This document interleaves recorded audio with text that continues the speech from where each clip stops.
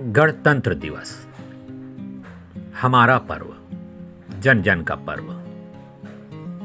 एक समय ऐसा भी था कि जब पता चलता कि 26 जनवरी का दिन आने वाला है, हफ्तों दिन पहले से दिल्ली में रहने वाले लोगों के रिश्तेदारों का आना शुरू हो जाता था।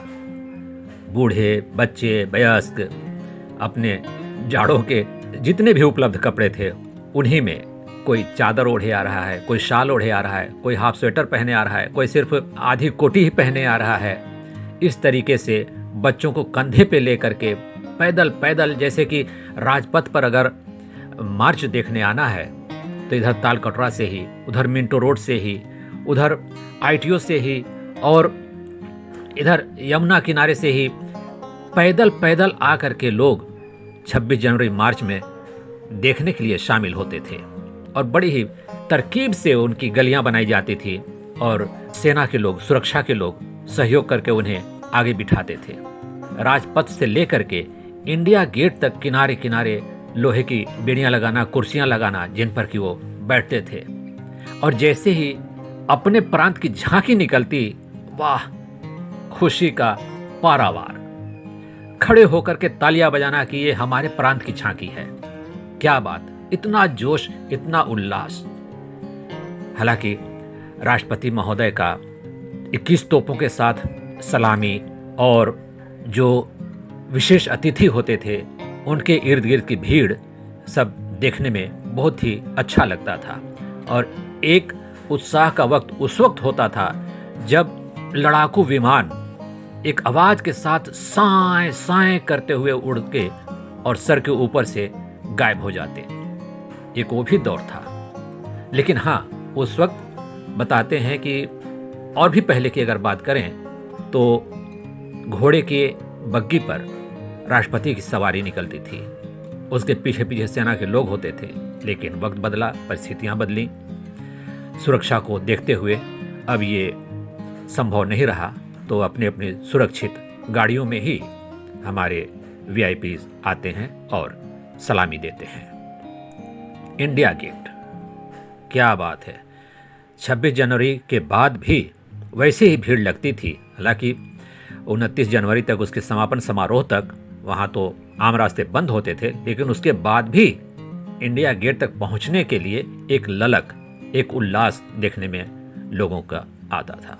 और वहाँ जा कर के अपनी तस्वीरें खिंचवाना, उनमें खुदे हुए नामों को पढ़ना और जलते हुए ज्वाला का दर्शन करना बड़ी ही सौभाग्य की बात होती थी।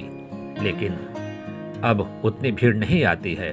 कुछ परिस्थितियां हैं, कुछ कोरोना का वक्त है, कुछ सुरक्षा का कारण भी है, जिससे कि अब उतनी भीड़ नहीं आ पाती और न ही उतने अब संसाधन रह गए हैं जिससे कि लोग समय निकाल करके 26 जनवरी देखने आए।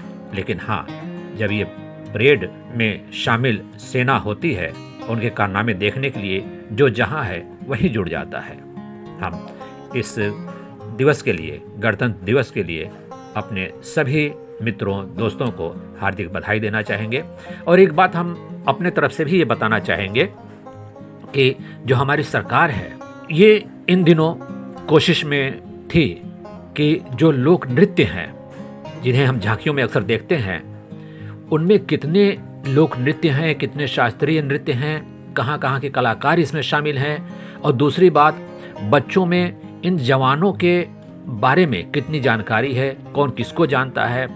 और एक पेंटिंग के जरिए, जिसे कला कुंभ भी कहा गया है, और स्क्रोल पेंटिंग के भी नृत्य का, यानी कि जो डांस कंपटीशन, नृत्य प्रतियोगिताएं पूरे कई जोनों में हुई, फिर उसका फाइनल दिल्ली में हुआ।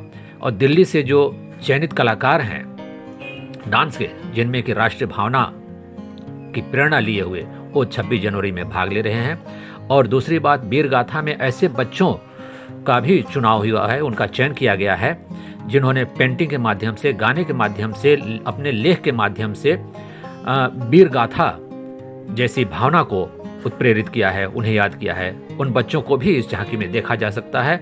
और एक कला कुंभ का आयोजन हुआ था। कला कुंभ यानी कि स्क्रोल पेंटिंग, जो बड़े बड़े दीवारों पर पेंटिंग होती है, बड़े बड़े पोस्टरों पर पेंटिंग होती है, वो सब कलाकारों ने इकट्ठा होकर किस तरह से पेंटिंग बनाया है और उनका चयन भी हुआ है। लघु लघु फिल्में टाइप के बना करके और तैयार की गई हैं। तो इसी जानकारी के साथ आप सबको हार्दिक बधाई, शुभकामनाएं।